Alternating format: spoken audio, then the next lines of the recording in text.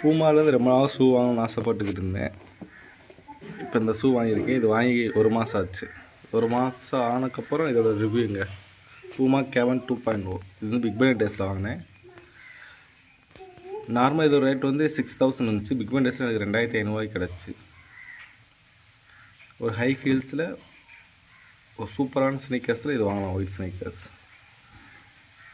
யாராச்சும் வாங்கணும்னு நினச்சிங்கன்னா இதை வாங்க ட்ரை பண்ணுங்கள்.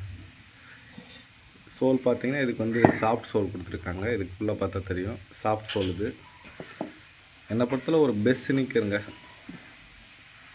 3000 2000 ரேட்டுக்கு இது best. One of the best.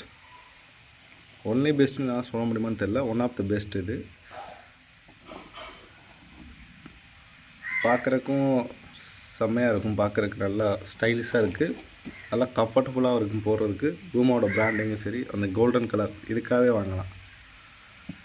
Maximum இந்த கோல்டன் கலருக்காக நான் வாங்கினேன். ஆனால் பூமான்றது நல்லா தெரியும். அதுக்காக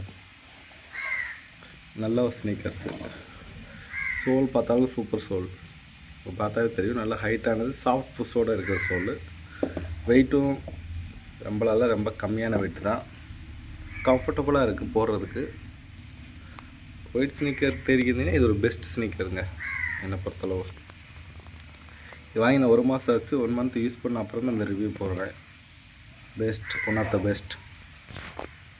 இந்த கலர் பார்த்திங்கன்னா பிளாக் அண்ட் ஒயிட் காம்பினேஷனும் சூப்பராக இருக்குது. பார்க்குறப்பே நல்லா அட்ராக்டிவாக இருக்கும். முன்னாடி இருந்து பார்த்தா அதோட அட்ராக்டிவாக இருக்கும் பார்க்குறதுக்கு colours. One of the best.